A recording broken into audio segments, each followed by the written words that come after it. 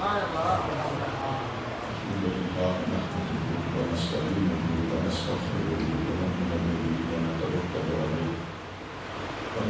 أن لا إله إلا الله وحده لا شريك له ونشهد أن سيدنا ومولانا محمدا عبده ورسوله أما بعد فأعوذ بالله من الشيطان الرجيم بسم الله الرحمن الرحيم يا أيها النبي حسبك الله ومن اتبعك من المؤمنين صدق الله مولانا العظيم.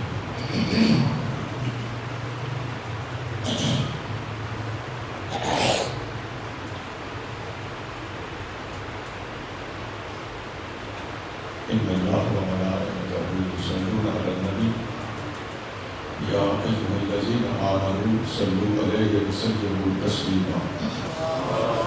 اللهم صل على سيدنا محمد وعلى آل سيدنا محمد وبارك وسلم. الصلاة والسلام عليك يا سيدي يا رسول الله وعلى آلك وأصحابك يا سيدي يا حبيب الله. صاحب الکرام معزز محترم حضرت علامہ وزیر اعظم صاحب چشتی، جناب محترم مقام حضرت علامہ غلام فرید صاحب مجددی، دیگر علماء کرام، بزرگوں، بھائیوں، عزیزوں، اللہ نے مجھے اور آپ کو حضور محبوب نبی کریم رحیم صلی اللہ علیہ وسلم کی سچی غلامی، محبت اور اتباع کی توفیق عطا فرمائے. اللہ تعالیٰ ہم سب کا خاتمہ ایمان پر کرے.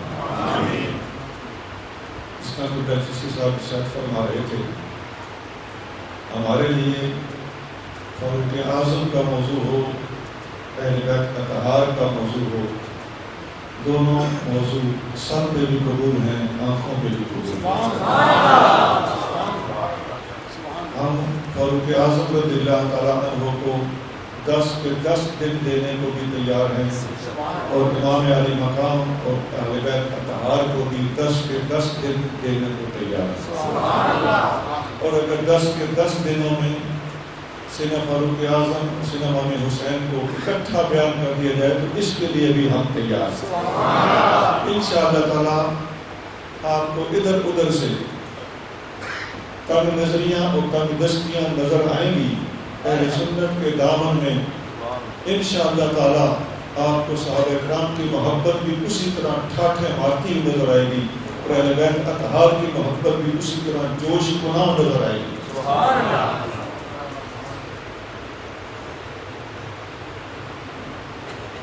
آج ہمارا جو موضوع ہے وہ بھی اہل سنت کی ایک خاص پہچان ہے کہ ہم تمام صحابہ اور تمام اہل بیت سے ایک جیسی محبت کرتے ہیں، ان سب کو اپنی آنکھوں پہ رکھتے ہیں، اور ان کی ہستیاں تو بڑی بلند و بالا ہیں. ہم ان کے اسماء گرامی کو بھی چومتے رہتے ہیں، اور ان کے اسماء گرامی کو بھی دیکھ کر اشک بار ہو جاتے ہیں.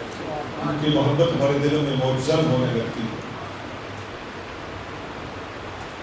سیدنا فاروق اعظم رضی اللہ تعالیٰ عنہ کے حوالے سے آپ کی خدمت میں 4 باتیں رکھیں.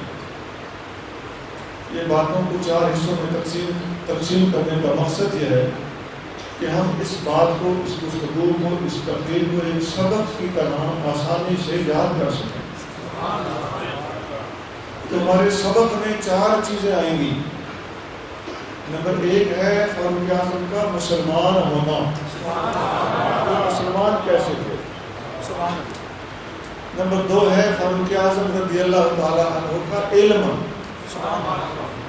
نمبر 3 ہے فاروق اعظم رضی اللہ تعالیٰ عنہ کی روحانی ولایت. نمبر 4 ہے فاروق اعظم رضی اللہ تعالیٰ عنہ کی وفات. فاروق اعظم کی ہستی ان 4 موضوعات میں محدود نہیں ہے، اس کے علاوہ بہت کچھ ہے. ہمارا ٹائم محدود ہے، اس لیے ہم نے یہ محدودیت کا راستہ اختیار کیا. میں دوہرا دیتا ہوں. نمبر 1 فاروق اعظم رضی اللہ تعالیٰ عنہ کے مسلمان ہونے کا واقعہ. نمبر 2 فاروق اعظم رضی اللہ تعالیٰ عنہ کا علم. نمبر 3 فاروق اعظم رضی اللہ تعالیٰ عنہ کی ولایت. نمبر 4 فاروق اعظم کی وفات. یہ باتیں سبق کی طرح یاد ہو گئی. پہلی چیز میں نے کیا بتائی ہے؟ فاروق اعظم کا مسلمان ہونا.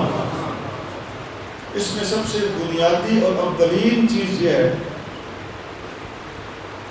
کہ فاروق اعظم کے مسلمان ہونے کے لیے نبی کریم صلی اللہ علیہ وسلم نے اللہ کریم سے دعا مانگی تھی کہ یا اللہ عمر بن خطاب کو مسلمان ہونے کی توفیق عطا فرما. اور الفاظ کیا تھے؟ آپ فرماتے ہیں یا اللہ عمر کو مسلمان کر دیں، بڑی بات تھی. آپ فرماتے یا اللہ فاروق اعظم کو ہدایت دے دے، بڑی بات تھی. سونا باتیں اس سے بڑھ کر ہیں. آقا صلی اللہ علیہ وسلم نے یوں نہیں فرمایا جو میں کہہ رہا ہوں. آقا نے فرمایا اللہم اعز الاسلام بعمر بن الخطاب، اے اللہ اسلام کو عمر بن خطاب کے ذریعے سے عزت عطا فرما. مسلمان کر دے، ہدایت دے دے. بھائی یہ تو مسلمان ہو جائیں گے، یہ تو اسلام لے آئیں گے، لیکن بات تو ان کے اسلام لانے اور ہدایت پر آنے سے جو حضور کو چاہیے تھی وہ صرف یہیں تک نہیں تھی. آقا چاہتے تھے کہ اسلام کو عمر کے ذریعے سے عزت عطا کی جائے. بتاؤ عزت دے، یہ لفظ حضور کا ہے تو پھر مان لو کہ عمر فاروق اسلام کی عزت ہے، اسلام کی شان ہے، اسلام کی شوکت ہے. عزت اسلام فاروق اعظم، شان اسلام فاروق اعظم، شوکت اسلام فاروق اعظم. لوگ گھڑ گھڑ کے اپنے پاس سے چیزیں بیان کرتے ہیں، میں حدیث سے بیان کر رہا ہوں. اور حدیث میں ہو تو پھر بھی ہمیں یاد نہ ہو، ہم اسے اپنی عوام تک پہنچا نہ سکیں، ہم اپنے عوام کو پہنچاتے ہوئے شرمائیں اور جھجکیں. اللہ کی عظمت کی قسم فاروق اعظم کو عزت اسلام کا نام دیا ہے تو مصطفیٰ کریم نے دیا.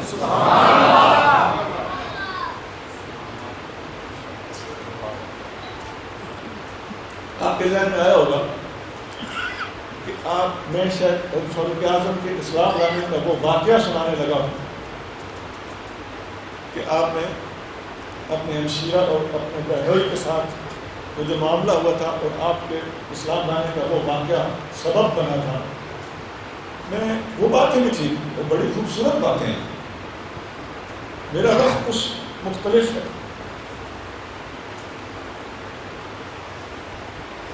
پھر آقا صلی اللہ علیہ وسلم جب دعا فرمائی تو وہ واقعہ پیش آیا، وہ ذریعہ اور اسلام لانے کا سبب بنا، لیکن وہ ظاہری سبب تھا. پیچھے کار فرما آقا صلی اللہ علیہ وسلم کی اپنی دعا تھی.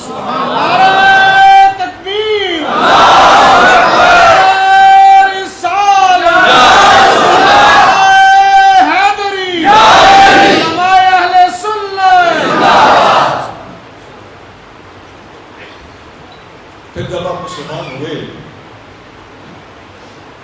سب سے پہلے گزارش تو یہ ہے کہ آپ کے مسلمان ہونے کے ساتھ ہی اللہ کریم جل شانہ نے قرآن کی وہ آیت نازل کی جو میں نے خطبے میں پڑھی. سبحان اللہ.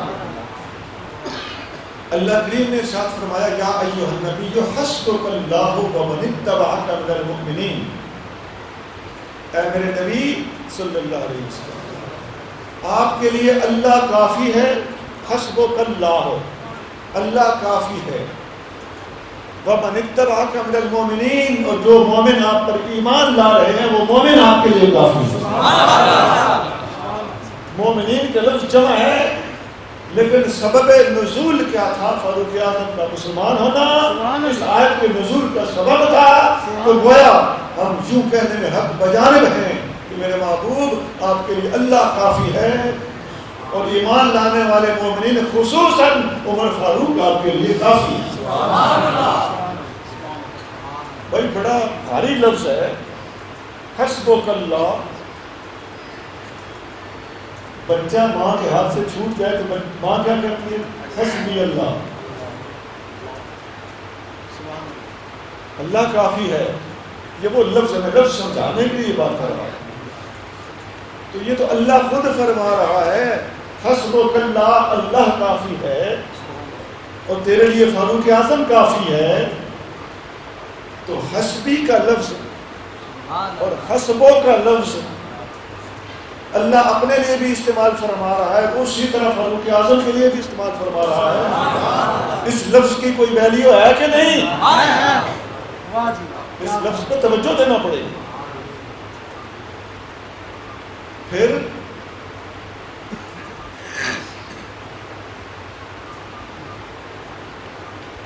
حدیث میں آتا ہے، حضرت جبریل امین نے آ کے بتایا، استبشر اہل السماء بایمان عمر،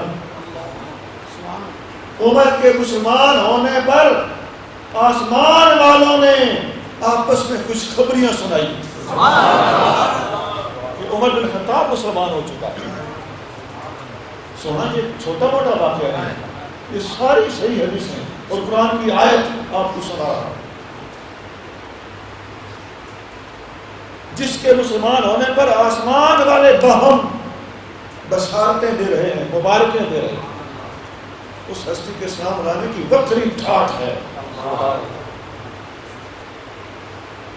حضرت عبداللہ بن مسعود رضی اللہ تعالیٰ عنہ فرماتے ہیں، بخاری شریف میں آپ کا یہ قول موجود ہے، آپ فرماتے ہیں ما زرنا عزتا منذ اسلم عمر، جب سے عمر مسلمان ہوئے ہم سارے کے سارے عزت ہی پاتے گئے،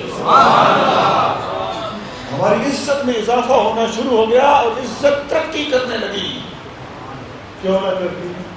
آقا نے دعا جو فرمائی تھی، اے اللہ اسلام کو عمر کے ذریعے عزت عطا فرما، اور عبداللہ بن مسعود فرما رہے ہیں کہ ہم عزت پاتے چلے گئے۔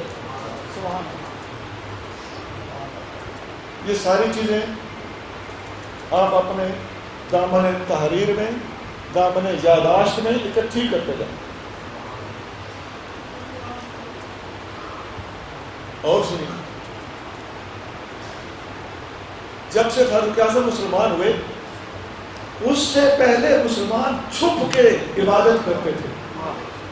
ابھی نماز فرض نہیں ہوئی تھی، لیکن پھر بھی اپنے طریقے سے نمازیں پڑھتے تھے۔ جب عمر مسلمان ہوئے تو اللہ کی عظمت کی قسم حدیثوں میں آتا ہے، عمر کے مسلمان ہونے کے بعد عمر فاروق نے اعلان کیا کہ یا رسول اللہ آج کے بعد نمازیں چھپ کے نہیں ہوگی، سر عام پڑھی جائیں گی۔ نعرہ تکبیر، نعرہ رسالت، نعرہ رسالت، نوٹ کرتے جائیے۔ اور فاروق اعظم کی جرأت، بہادری اور مسلمانوں کے اندر آ کر اہل اسلام کو عزت دینے کا ذریعہ بننا اور مشکل کشائی کا ذریعہ بننا، اپنی آنکھوں سے دیکھتے جاؤ، کانوں سے سنتے جاؤ۔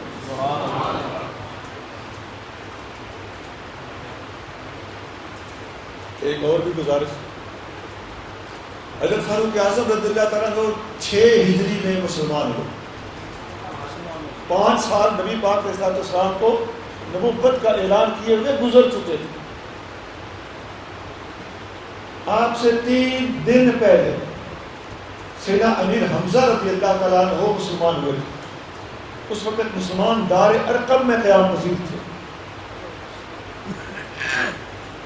تو فاروق اعظم رضی اللہ تعالیٰ عنہ جب تشریف لے حاضر ہوئے، نبی پاک علیہ السلام کے حوالے سے حاضر ہونا بول رہا ہوں، تو جب حاضر ہوئے تو امیر حمزہ رضی اللہ تعالیٰ عنہ نے ان کو جب آتے دیکھا تو فرمایا کہ اگر خیر سے آ رہے ہیں تو خیر رہے گی، اگر کسی غلط ارادے سے آ رہے ہیں تو انشاءاللہ تعالیٰ بچ کے نہیں جائے گا۔ فاروق اعظم رضی اللہ تعالیٰ عنہ پہنچے تو ارادہ خیر کا تھا، کلمہ طیبہ نصیب ہوا، مسلمان ہو گئے۔ یہاں پوائنٹ کے بعد اگر توجہ کریں تو میں بتانے لگا، یہ وہ وقت تھا جب 5 ہجری میں، اس سے کچھ عرصہ پہلے حبشہ کو ہجرت ہو چکی تھی۔ مسلمانوں کو سیرت پڑھنی چاہیے نا، اور سیرت کی کوئی بات ہم سنانے بیٹھ جائیں تو بدعزمی نہیں ہونی چاہیے، سمجھنا چاہیے، خوش ہونا چاہیے۔ ہجرت حبشہ کرنے والی سب سے پہلی مقدس خاتون کا نام سیدہ رقیہ بنت رسول اللہ ہے۔ یہ باتیں پتہ ہونی چاہیے نا۔ تاکہ پتہ چلے کہ حضور کی شہزادیاں کتنی ہیں. اور یہ ان کا خاص اعزاز بھی ہے، یہ ان کی خصوصیت ہے جو اعزاز کسی اور کو حاصل نہیں ہوا. یہ وہ ہجرت تھی، اس میں ہجرت کر کے جانے والوں کی تعداد بالکل تھوڑی تھی. یہ جب ہجرت کر کے وہاں جا چکے تھے تو پیچھے حضرت عمر فاروق مسلمان ہو گئے. جب فاروق اعظم مسلمان ہوئے تو حبشہ میں خبر پہنچ گئی کہ مکہ والے سارے کے سارے مسلمان ہو گئے.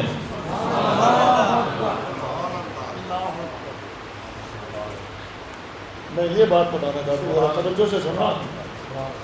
اتنی بڑی شخصیت کا مسلمان ہو جانا، لوگوں میں افواہ یہ پھیل گئی کہ عمر مسلمان ہو گیا تو سارا مکہ ہو گیا. کافروں نے خود اعتراف کیا، اليوم انتصف القوم منا، آج مسلمان اور ہم آدھے آدھے ہو گئے ہیں. ایک عمر ادھر کیا گیا ہے، آدھا مکہ ان کے دین پر چلا گیا. یہ مجمع الزوائد میں حدیث موجود ہے، حدیث تو نہیں کہہ سکتے، قول ان کا ہے، مطلب حدیث کی کتاب ہے. راوی مسلمان،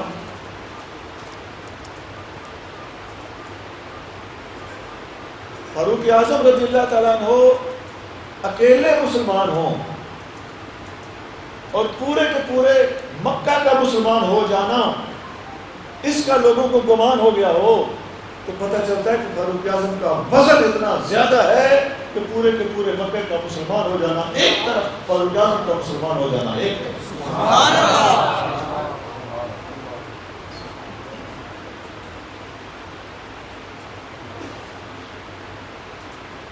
اسی طرح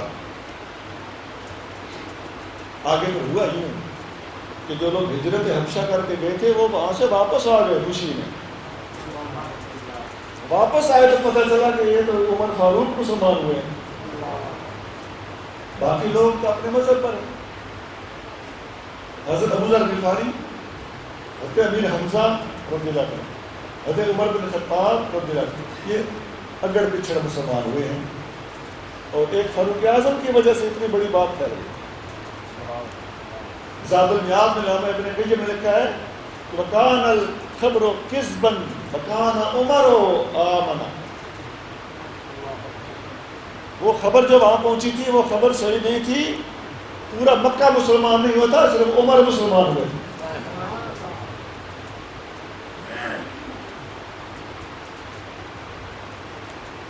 پھر مسلمان جب واپس آئے پتہ چلا کہ معاملہ کچھ اور ہے. تو ایک عمر فاروق مسلمان ہوئے ہیں، پھر کچھ لوگ واپس چلے گئے اور کچھ لوگ یہاں پر ہی ٹھہر گئے. عبداللہ بن مسعود بھی واپس آئے تھے، وہ وہیں پر ٹھہرے، مکہ میں ٹھہر گئے. یہ میں نے ابھی تک جتنی گفتگو سنائی ہے یہ سیدنا عمر بن خطاب رضی اللہ تعالیٰ عنہ کے مسلمان ہونے کی ٹھاٹھ آپ کے سامنے رکھی ہے. اب اسلام عزت پاتا چلا گیا، اب مسلمانوں کو ترقی ملنا شروع ہو گئی، سرعام نمازیں پڑھنے لگ گئے، کافر مسلمانوں سے ڈرنا شروع ہو گئے. فاروق اعظم اتنے زبردست، طاقتور اور ہمت والے اور جسامت والے تھے کہ حدیث شریف میں آتا ہے جب فاروق اعظم کعبے کا طواف کرنے کے لیے تیار تھے، نبی کریم صلی اللہ علیہ وسلم نے فرمایا اے عمر آپ ایک بھاری جسامت والے کڑیل جوان ہیں، حجر اسود کا بوسہ دیتے وقت لوگوں کا خیال رکھنا، لوگوں کو پیس کے نہ رکھ دینا. یہ الفاظ جداگانہ الفاظ ہیں، یہ آقا صلی اللہ علیہ وسلم کسی کے بارے میں بھی ارشاد فرما سکتے تھے، لیکن یہ الفاظ اگر فرمائے گئے ہیں تو ایک عمر کے لیے فرمائے لگائیں تو بندے ساتھ والے کو، دائیں والے کو، بائیں والے کو پیش کے رکھ دیں. اتنی ہمت والی شخصیت. تھوڑی سی میں اگلی بات میں بتا دوں، آپ کی ہمت، جرأت اور آپ کی مسلمانوں کی آ کر امداد کرنے اور اسلام کو عزت دینے کے حوالے سے. سونا جب مسلمانوں نے ہجرت کی تھی نا تو سارے مسلمان اپنے اپنے طریقے سے گئے تھے. نبی کریم صلی اللہ علیہ وسلم کے ساتھ ایک صدیق اکبر تھے، نبی کریم صلی اللہ علیہ وسلم کے بستر پہ ایک سینے علی مرتضیٰ تھے، لیکن حضرت فاروق اعظم رضی اللہ تعالیٰ عنہ الگ الگ ٹھاٹ ہے نا جی، بستر پہ سونے والے کی بھی بڑی شان ہے اور آقا کے ساتھ جانے والے کی اس سے بڑی شان ہے، لیکن فاروق اعظم رضی اللہ تعالیٰ عنہ کی بھی بکری شان ہے۔ آپ نے تلوار نکالی اور پہلے مسجد حرام میں تشریف لے گئے، کعبہ میں گئے، کافر وہاں پر ٹولیاں ٹولیاں ہو کے بیٹھے ہوئے تھے، ہر ٹولی کے پاس گئے، جا کے کہنے لگے میں ہجرت کر کے جانے لگا ہوں۔ بھائی بدگمانیاں کرنے والوں کو اللہ تعالیٰ ہدایت عطا فرمائے۔ یہ نہیں بتایا کہ حضور جا چکے ہیں، کہاں جا چکے ہیں، کب جا چکے ہیں، کس کے ساتھ جا چکے ہیں، نہیں نہیں، اپنی ذاتی بات کی۔ جو چیز پوشیدہ تھی وہ پوشیدہ تھی، اپنے بارے میں بتایا، کسی دوسری ہستی کو رزق پہ نہیں ڈالا، ان کے لیے کوئی خطرہ پیدا نہیں کیا، اپنے لیے خطرہ مول لے کے کہتے ہیں میں نکلنے لگا ہوں، جس نے اپنی بیوی بیوہ کرانی ہے اور بچے یتیم کرانے ہیں میرے پیچھے آ جائے۔ بول، جرأت کی یہ مثال کہیں ملتی ہے؟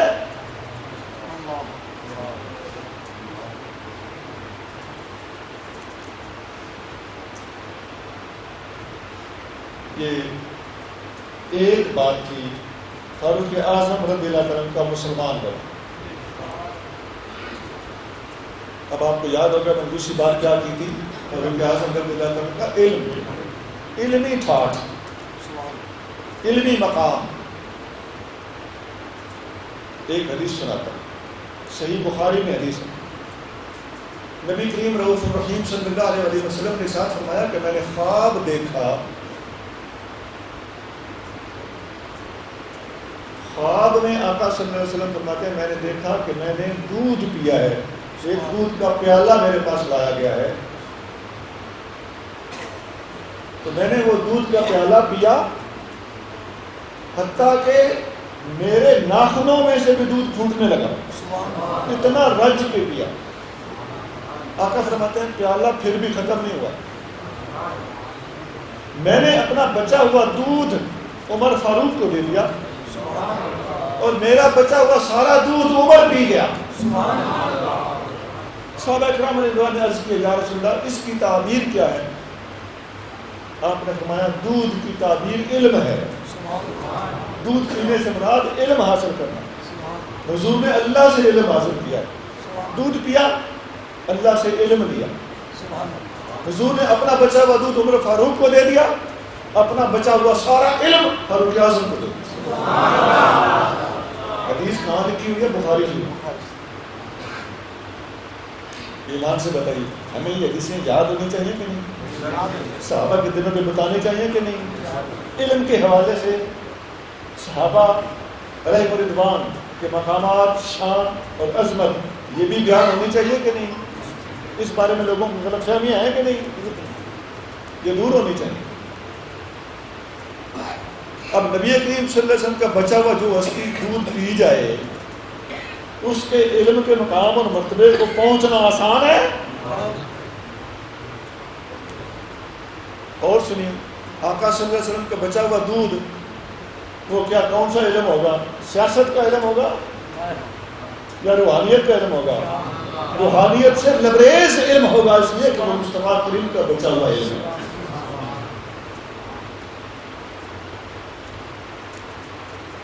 اور چلیے سیدنا فاروق اعظم رضی اللہ تعالیٰ عنہ نے نبی کریم صلی اللہ علیہ وسلم سے اتنا زیادہ علم پایا ہے کہ صحابہ کرام میں سے اکثریت صحابہ کی فاروق اعظم کی شاگرد ہے۔ بھائی یہ بات بھی نوٹیبل ہے کہ نہیں ہے؟ بے شمار صحابہ فاروق اعظم کے علمی میدان میں شاگرد ہیں۔ صحیح بخاری میں ایک حدیث ہے، آپ علمی مجلس میں علمی مذاکرات میں مختلف صحابہ کو دعوت دیتے تھے اور اور آپ عبداللہ بن عباس رضی اللہ تعالیٰ عنہ کو بھی اپنے ساتھ بلا لیتے تھے. 18 سال کی عمر کے نوجوان تھے.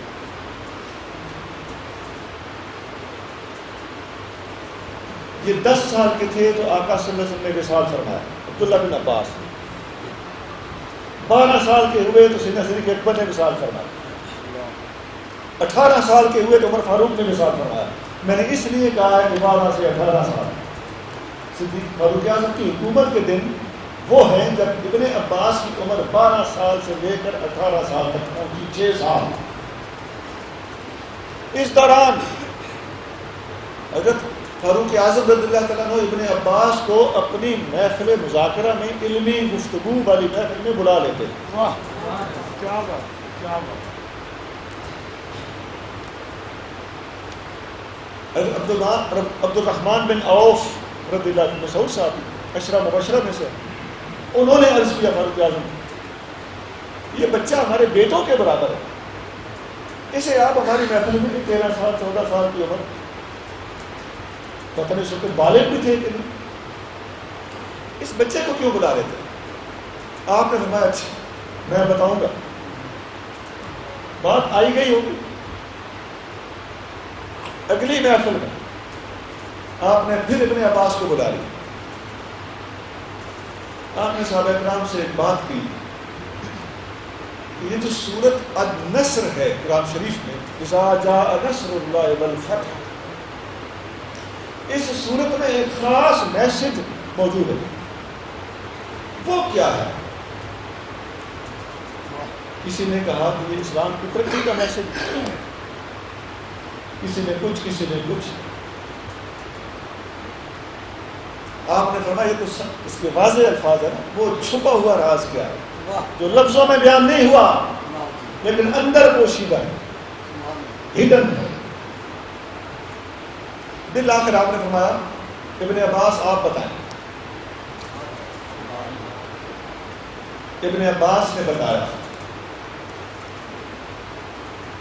اس میں نبی کریم صلی اللہ علیہ وسلم کی وفات کا پیغام پوشیدہ ہے.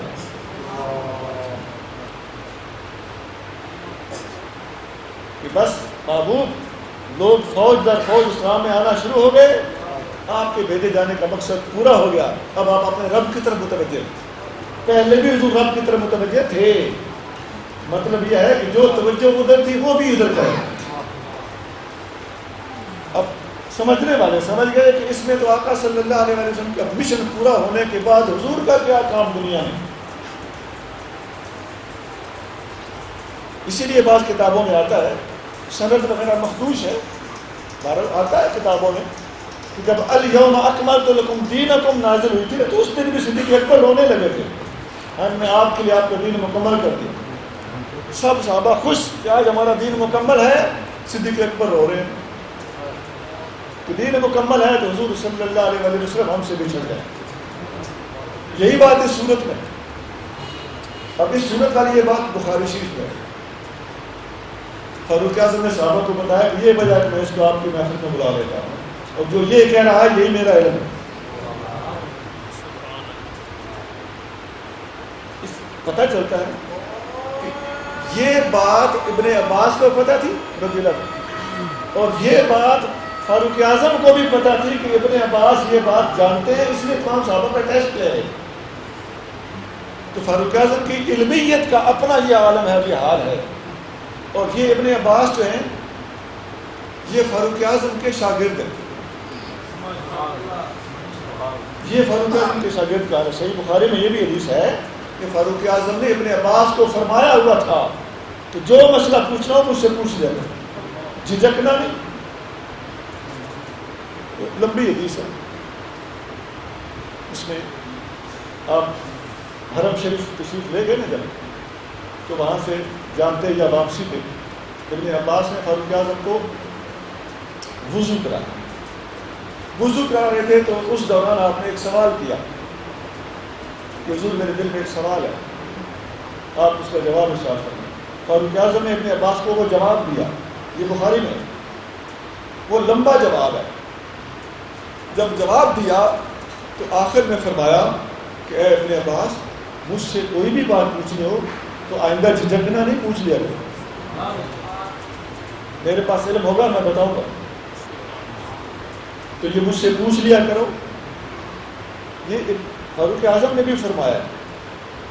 متعدد دیگر صحابہ سے بھی ایسا ہی منقول ہے. ابن عباس خود بھی فرماتے ہیں آپ اپنی مسند پہ آ کے بیٹھتے تھے تو بیٹھتے ہی حاضرین کو کہتے تھے سلونی، چلو بھائی سوال جواب شروع ہو جائے. سید علی مرتضیٰ رضی اللہ تعالیٰ عنہ بھی فرماتے ہیں سلونی قبل ان تفقدونی، مجھ سے پوچھو اس سے پہلے کہ میں دنیا سے چلا جاؤں. یہ کئی صحابہ سے منقول ہے، تو سیدنا فاروق اعظم سے بھی منقول ہے. اور آپ نے ابن عباس کو فرمایا کہ پوچھ لو، اور پوچھ لیا کرو، جھجکا نہ کرو. عبداللہ بن عباس فرماتے ہیں حدثنی رجال مردیون. یہ حدیث بخاری، مسلم، ترمذی، ابو داؤد، نسائی، ابن ماجہ، سیاستہ کہتے ہیں 6 کتابوں کو. اہل سنت کی 6 کتابیں مشہور ہیں نا، ان 6 کی 6 کتابوں میں یہ حدیث موجود ہے کہ میں سنا رہا ہوں. بھی فاروق اعظم رضی اللہ تعالیٰ عنہ کے بارے میں ابن عباس فرماتے ہیں حدثنی رجال مردیون، ایک حدیث ہے جو مجھے میری پسند کے لوگوں نے سنائی ہے، پسند کے استادوں نے سنائی ہے. ارداہم عندی عمر، اور میرا سب سے زیادہ پسندیدہ استاد عمر فاروق. یہ میں نے اختصار کے ساتھ بتایا. فاروق اعظم نے بہت علم کی خیرات بانٹی. یہ بھی بتاتا چلو.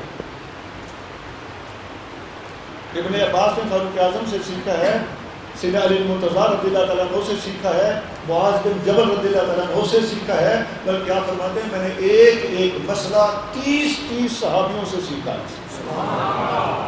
آپ انصاریوں کے دروازے پہ چادر ڈال کے لیٹ جاتے تھے کہ اندر سے نکلیں گے تو پوچھوں گا. دروازہ نہیں کھٹکھٹاتے تھے ادب کے بغیر. فرماتے ہیں مٹی اڑون کے میرے اوپر پڑتی رہتی تھی، لیکن میں بیٹھ جاتا تھا باہر. تو آپ نے علم سیکھا ہے، بے شمار لوگوں سے سیکھا ہے، فاروق اعظم سے بھی سیکھا ہے.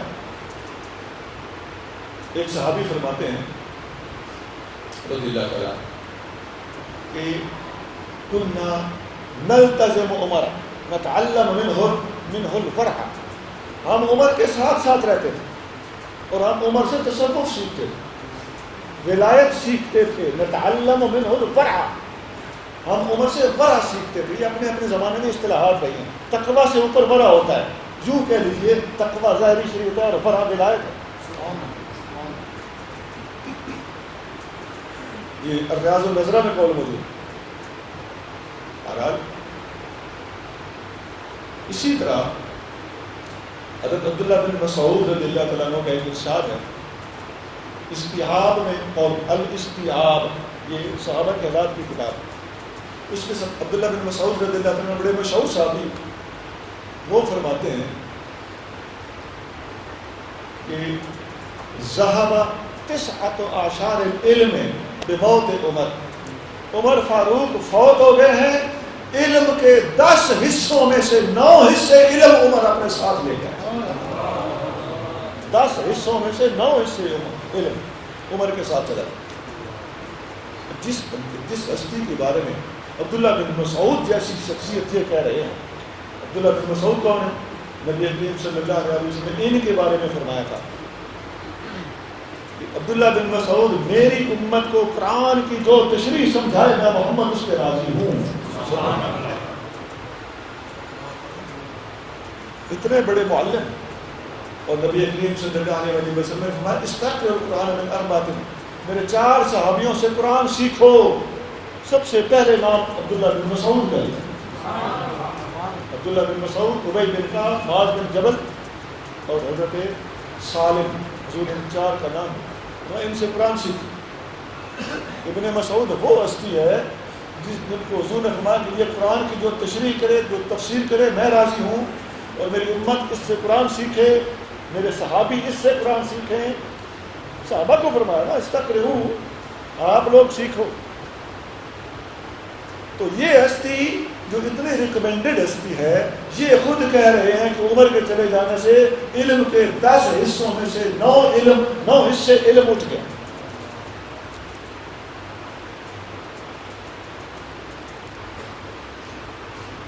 اور فاروق اعظم کے علمی کارنامے بہت ہیں، ایک سنا کے آگے چلتے ہیں۔ فاروق اعظم رضی اللہ تعالیٰ عنہ جب بھی نبی کریم صلی اللہ علیہ وسلم کو مشورہ دیتے تھے، ان کا مشورہ ہمیشہ صائب ہوتا، صحیح ہوتا۔ نبی کریم رؤوف الرحیم صلی اللہ علیہ وسلم آپ کے مشورے پہ عمل فرماتے ہیں، حتیٰ کہ قرآن کی 20 آیتیں، کتنی؟ 20 آیتیں عمر فاروق کے مشورے کے مطابق نازل ہوئی ہیں۔ جو فاروق نے مشورہ دیا، اللہ نے تصدیق کرتے ہوئے قرآن آسمان سے اس کی تائید میں جبریل کو بھیج دیا، عمر ٹھیک کہتا ہے۔ 20 آیتیں ہیں قرآن کی،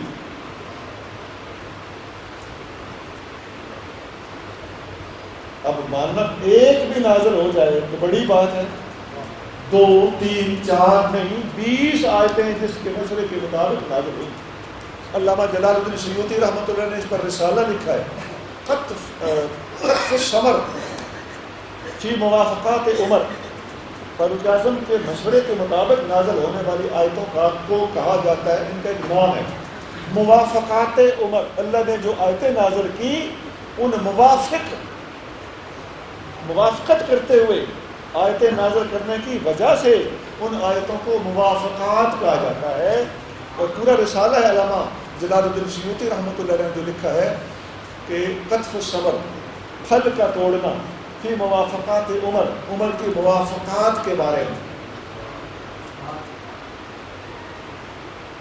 اس میں ایک آیت ہے کہ ازواج مطہرات، حبیب کریم صلی اللہ علیہ وسلم کے ازواج، میری آپ کی مائیں، ان کو پردہ کرنے کا حکم فاروق اعظم کے مشورے کے مطابق نازل ہوا۔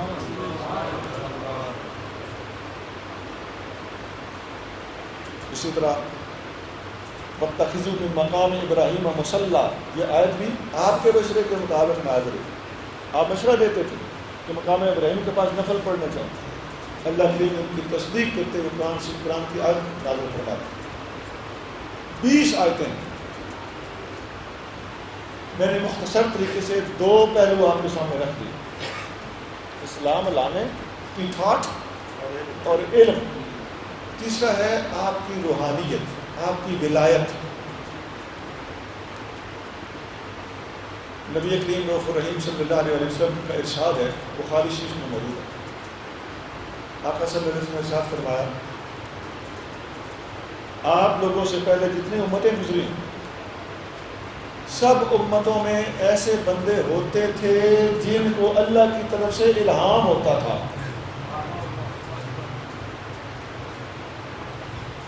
اسے عربی میں کہتے ہیں محدث، محدث دال پہ زبر ہے، ایک ہوتا ہے محدث، یہ اصطلاح ہے، حدیث کا استاد ہو یا شیخ الحدیث ہو تو اسے محدث بھی کہتے ہیں، حدیث کا ماہر اسے محدث کہتے ہیں، لیکن دال پہ زبر ہے، اس کا مطلب ہوتا ہے محدث، جس کے ساتھ باتیں کی جاتی ہوں، جس کے ساتھ اللہ باتیں کرتا ہو، جس کو الہام ہوتا ہو۔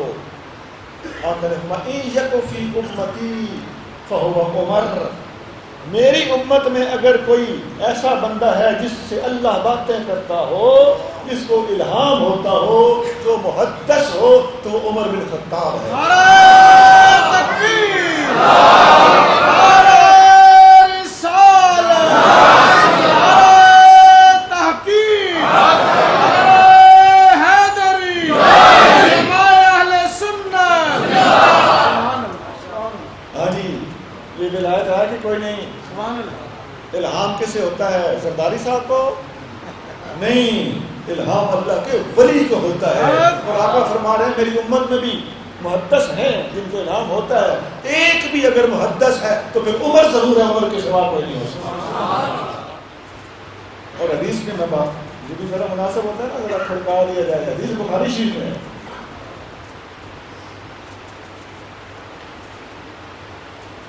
اور یہ جو ان سے باتیں ہوتی ہیں تو الہام تو باقی صحابہ کو بھی ہوتا تھا کہ نہیں ہوتا تھا؟ بھائی الہام صدیق اکبر کو نہیں ہوتا ہوگا جو فاروق اعظم سے بھی افضل ہے؟ الہام سیدنا علی المرتضیٰ کو نہیں ہوتا تھا رضی اللہ تعالیٰ عنہ؟ سارے ملہم ہیں، سارے الہام والے ہیں، سارے اولیاء ہیں۔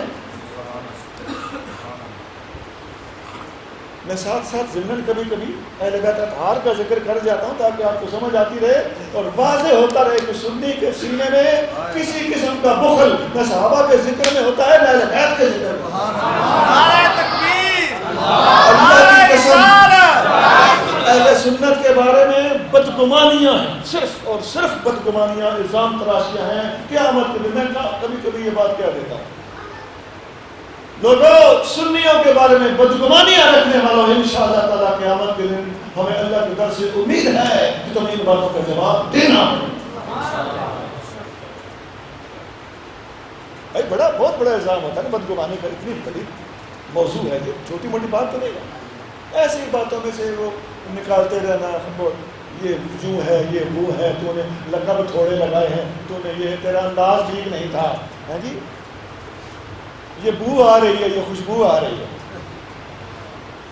استغفر، اتنا زیادہ یاد تنگ کرنا، پھانسنے کی سازشیں کرنا. انا للہ و انا الیہ راجعون. میرے آقا کی امت یہ رویہ بند کر، یہ میرے آقا کو، تیرے آقا کو، حبیب کریم صلی اللہ علیہ وسلم کو یہ روش، بدگمانی والی روش پسند نہیں ہے. میں پیار سے بتا رہا ہوں، یہاں حسن ظن کا حکم دیا گیا ہے اور تو بدگمانی کو اپنا پیشہ بنائے بیٹھا.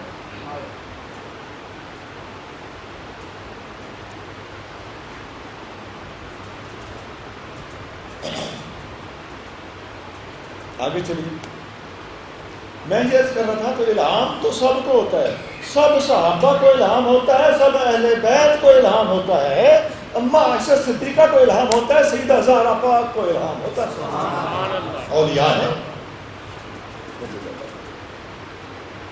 فاروق اعظم کے الہام میں وکری چیز کون سی ہے؟ سوال یہ ہے، وہ یہ ہے، اسی بخاری میں حدیث ہے، حبیب کریم رؤوف الرحیم صلی اللہ علیہ وسلم ارشاد فرماتے ہیں کہ ایک طرف سے عمر آ رہا ہو، ادھر سے شیطان آ جائے تو عمر کو دیکھ کر شیطان راستہ بدل لیتا ہے.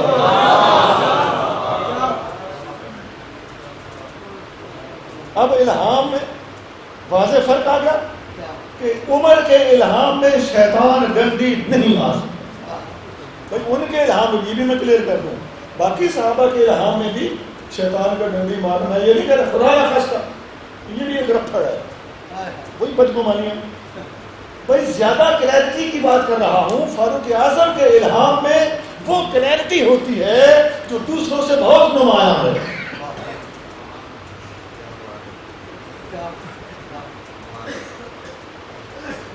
اسی لیے نبی کریم رؤوف الرحیم صلی اللہ علیہ وسلم ارشاد فرماتے ہیں، جامع ترمذی میں حدیث، آقا صلی اللہ علیہ وسلم نے ارشاد فرمایا، ان اللہ جعل الحق علی لسان عمر وقلبہ.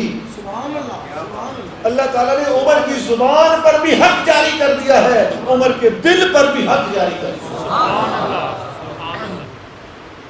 وہ زبان پر حق جاری ہے نا، یہ بات کرتا ہے قرآن کی، وہی آ جائے 20 آیتیں نازل ہو رہی، یہ تو آیتیں نازل ہوئی ہیں. آیتیں نازل ہونے کے علاوہ بھی تو عمر فاروق کی باتیں حق ہوتی تھی. آپ کی زبان پر جو بات نکلتی تھی کھڑکا یہ نکلتی. یہ زیادہ وجہ امتیاز بتا رہا ہوں، کمالات کی نفی کہیں بھی نہیں، باقی صحابہ میں بھی کمالات بڑھ چڑھ کر امتیازی شان کی بات کر رہا ہوں اور امتیازی شان پر دلائل دے رہا ہوں. جس کی زبان پر حق جاری ہو یہ علم شریعت ہے، اور جس کے دل پہ حق جاری ہو یہ علم روحانیت ہے، یہ ولایت ہے. بھائی زبان پہ حق جاری ہوتا یہ تو سمجھ میں آتا ہے، دل پہ حق جاری ہوتا ہے، اس کا کیا مطلب ہے؟ یہ سیاست ہے؟ نہیں. یہ صرف کتابی اور ظاہری علم ہے؟ نہیں. دل پہ حق کا جاری ہونا فاروق اعظم رضی اللہ عنہ کی ولایت اور روحانیت ہے. اور سنیے، ایک حدیث میں آتا ہے، نبی جامع ترمذی میں حدیث، آقا کریم صلی اللہ علیہ وسلم ارشاد فرماتے ہیں، لو کان بعد نبی لکان عمر بن الخطاب. اگر میرے بعد کوئی نبی ہونا ہوتا تو عمر بن خطاب ہوتا. یہ اس لیے ارشاد فرمایا کہ اس کا الہام نبیوں کے سب سے زیادہ قریب ہے. اس کا الہام کیا بات کیا بات نبیوں کے الہام کے فوراً بعد اتنا کلیئر ہے کہ اگر کسی کو نبوت ملنا ہوتی تو اس سے اوپر پرموٹ ہو کے عمر فاروق نبی بن جاتے. اس کے الہام کے اندر اتنی طاقت ہے. اب یہاں بھی یہی بات ہے. تمام صحابہ کرام علیہ رضوان میں یہ کوالٹی موجود تھی کہ اگر حضور صلی اللہ علیہ وسلم کے بعد کسی نے نبی ہونا ہوتا تو خلفائے راشدین سب سے زیادہ حقدار تھے. اسی لیے حدیث میں آتا ہے سیدنا علی مرتضیٰ رضی اللہ تعالیٰ عنہ کے بارے میں بھی آتی ہے. میں موضوع سے جان بوجھ کے دائیں بائیں ہو رہا ہوں تاکہ میں ساتھ ساتھ صحابہ کے ساتھ اہل بیت کے ساتھ وہ بھی ساتھ ساتھ ملحوظ ہوتی جائے. بخاری اور مسلم حدیث ہے نبی کریم رؤوف الرحیم صلی اللہ علیہ وسلم ارشاد فرماتے ہیں کہ اما ترضى ان تكون مني بمنزلة هارون من موسى الا انه لا نبي بعدي. اے علی آپ اس بات پہ راضی نہیں ہو کہ آپ کا میرے ساتھ وہی تعلق ہے. غزوہ تبوک پہ جاتے ہوئے مولا مرتضیٰ کو حضور پیچھے چھوڑ کر گئے تھے تو فرمایا جس طرح موسیٰ ہارون کو چھوڑ کر طور پہ گئے تھے آج میں آپ کو چھوڑ کر تبوک جا رہا ہوں اور آپ کا میرا وہی تعلق ہے جو ہارون کا موسیٰ سے تھا. الا انہ لا نبی بعدی لیکن میرے بعد نبی ہو. تو یہ ملتے جلتے الفاظ سیدنا علی مرتضیٰ کے بارے میں بھی ہیں رضی اللہ تعالیٰ عنہ. فرق یہ تھا کہ اس موقع کا تعلق غزوہ تبوک پہ جانے سے تھا اور فاروق اعظم کی حدیث والی حدیث کا تعلق مطلق نبی پاک علیہ السلام کے بعد نبوت سے ہے کہ اگر میرے بعد نبی ہونا ہوتا تو عمر فاروق ہوتا. میں نے شارٹ کرنا ہے گھڑی میں بھی نظر. 3 چیزیں ہو گئی اختصار کے ساتھ. فاروق اعظم کے مسلمان ہونے کی ٹھاٹ، فاروق اعظم کا علم، فاروق اعظم کی ولایت. چوتھی چیز تھی فاروق اعظم کی شہادت رضی اللہ تعالیٰ. اب شہادتوں میں بھی یاد رکھیں کہ نبی بھی شہید ہوئے کہ نہیں ہوئے؟ ہزاروں میں، ایک دو نے، ہزاروں میں انبیاء علیہ السلام شہید ہوئے. ان کا ذکر، ان کی شہادتوں کا ذکر قرآن میں. بے شمار صحابہ کرام بھی شہید ہوئے. جنگ بدر میں کون شہید ہوا؟ صحابہ شہید ہوئے. جنگ احد میں کتنے صحابہ شہید؟ جنگ بدر میں 7 اور جنگ احد میں 70 صحابہ شہید ہوئے. اچھا ان کی شہادت کے بھی کوئی نمبر ہے کہ نہیں ہے؟ بے تحاشر نمبر ہے. جو حضور صلی اللہ علیہ وسلم کے سامنے شہید ہوئے ہیں ان کی شہادت افضل ترین شہادت ہے، یاد رکھو. اور بھی جنگوں میں شہید ہوتے رہے. میں نے موٹی موٹی باتیں کی. نبی کریم صلی اللہ علیہ وسلم کے خلفاء میں سے خلافت راشدہ کے دور میں سب سے پہلے خلیفہ راشد جس کو اللہ نے جامع شہادت سے سرفراز کیا اس کا نام عمر فاروق ہے. یہ سب سے پہلی مظلوم شہادت ہے. آپ مسجد کے اندر مصلی امامت پہ کھڑے ہوئے فیروز لؤلؤی مجوسی کے ہاتھوں شہید ہوئے. اس شہادت کا مختصر سا واقعہ اس طرح ہے کہ فیروز لؤلؤی کسی کے ہاں ملازم تھا اور چکیاں بناتا تھا. تو وہ ملازم، وہ اس کا جو مالک تھا وہ اسے مزدوری تھوڑی دیتا تھا. آپ نے فاروق اعظم کو آ کے شکایت کی کہ آپ امیر المومنین ہیں، مجھے یہ بندہ مزدوری تھوڑی دیتا ہے. آپ نے پوچھا کتنی مزدوری دیتا ہے؟ اس نے بتایا اتنی دیتا ہے. آپ نے کہا مزدوری تیری ٹھیک ہے. پکے لوگ تھے نا، کنڈے کچے نہیں تھے. فرمایا مزدوری تیری ٹھیک ہے. آج کل تو نمبر بنانے کے لیے بھی لوگ کیا کرتے ہیں، وہ غریب آدمی آ گیا نا جی تو بس یہ میرے پاس آ گیا، وزیر اعظم سے شکایت کی ہے تو اب ہم نے اس کی خبر لینی ہے. صرف اور صرف ایک سیاسی خبر گیری ہوتی ہے. نہیں، فاروق اعظم جیسے لوگ حق پرست، حق گو اور محقق لوگ تھے. آپ نے مزدوری کافی، میں اسے کیسے کال کروں؟ مجھے ہی تو کنونس نہیں کر سکا. میں چکی کتنے کی بناتے ہو؟ اس نے کہا اتنے کی بناتے ہیں. میں چلو ایک چکی مجھے بنا دوں، میں تجھے مزدوری دے دوں، تجھے اس میں سے منافع مل جائے گا. اس کو آ گیا غصہ، کہنے لگا میں تمہیں ایسی چکی بنا کے دوں گا دنیا یاد رکھے گی. فاروق اعظم سمجھ گئے. حاضرین کو فرمانے لگے یہ مجھے قتل کی دھمکی دے کے جا رہا ہے. یہاں نقطہ یہ ہے کہ فاروق اعظم کو پتہ چل گیا تھا کہ مجھے قتل کی دھمکی دے رہا ہے. اقتدار پاس تھا، حکومت پاس تھی، امیر المومنین تھے. اس کے خلاف کوئی کارروائی نہیں کی. آج کل کا کوئی حکمران ایسے کرتا ہے؟ دھمکی پر بھی پرچہ ہو جاتا ہے کہ نہیں؟ دھمکی کے اشارے پر بھی پرچہ ہو جاتا ہے، اگلا ثابت کرتا رہتا ہے میرا یہ مطلب نہیں تھا۔ یہ تقویٰ رہ گیا۔ فاروق اعظم کو صاف پتہ ہے کہ مجھے قتل کرنا چاہتا ہے مگر آپ نے گرفتار نہیں کیا۔ یہ حوصلہ ہے، یہ مولا مرتضیٰ کا بھی حوصلہ ہے۔ حدیث میں آتا ہے کہ آپ جانتے تھے میرا قاتل کون ہے، آپ اسے جب بھی ملتے تھے فرماتے تھے تو نے کب مجھے قتل کرنا ہے، اسے مل کے کہتے کب مارنا ہے مجھے۔ تو کسی نے کہا حضور آپ کو اتنا پتہ ہے کہ اس نے آپ کو قتل کرنا ہے، شہید کرنا ہے، تو آپ اس کو پہلے رگڑ دیں۔ ہمارے ان قتل تو ہمیں یقتل نہیں، اگر میں نے اسے مار دیا تو پھر مجھے کون مارے گا؟ موت ان لوگوں کے لیے کوئی شے نہیں۔ کتنی بہادری ہے، کتنی جرأت ہے، موت کے لیے کتنی استعداد ہے، مستعد ہونا کہ میں نے اس کو مار دیا تو مجھے کون مارے گا۔ آپ نے ایسی دل لگی کر دی جیسے موت کی شاید ہی نہیں کری۔ اس بات کی تہ ڈالنے میں سب سے پہلا نمبر عمر فاروق کا ہے کہ جنہوں نے پتا تھا کہ یہ میرا قاتل ہے، اس کے خلاف کوئی کارروائی نہیں کی، اس لیے کہ ان کی نظر قاتل پہ نہیں ہوتی، خالق حقیقی پر، خالق پر ہوتی۔ بہت ٹائم سے پہلے نہیں، اور جب آ جانی ہے تو ٹلنی نہیں۔ لہذا عمر فاروق جیسے متقی ہستی اپنے آئندہ قتل کرنے والے کے لیے ایڈوانس کوئی ایکشن لے لیں، ان کا تقویٰ اس بات کی اجازت نہیں دیتا۔ ٹائم ہو گیا ہی، میں نے ٹوٹل 4 چیزیں آپ کے سامنے رکھی ہیں، سبق کے طور پر دوبارہ دہرا دیتا ہوں۔ آپ نے محسوس کیا ہوگا کہ یہ موضوع بہت وسیع ہے، اور اگر میں ایک حدیث کی وضاحت کرتا تو اور وسیع ہو جانا تھا۔ ٹوٹل 4 چیزیں۔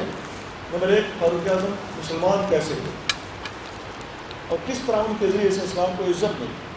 نمبر 2، فاروق اعظم کا علم کتنا تھا۔ نمبر 3، فاروق اعظم کی ولایت کیسے تھی۔ نمبر 4، فاروق اعظم کی شہادت کیسے ہوئی۔ اللہ کریم مجھے اور آپ کو ان سب باتوں کو یاد رکھ کر اپنا عقیدہ ایمان درست رکھنے کی توفیق عطا فرمائے۔ وآخر دعوانا الحمدللہ رب العالمین۔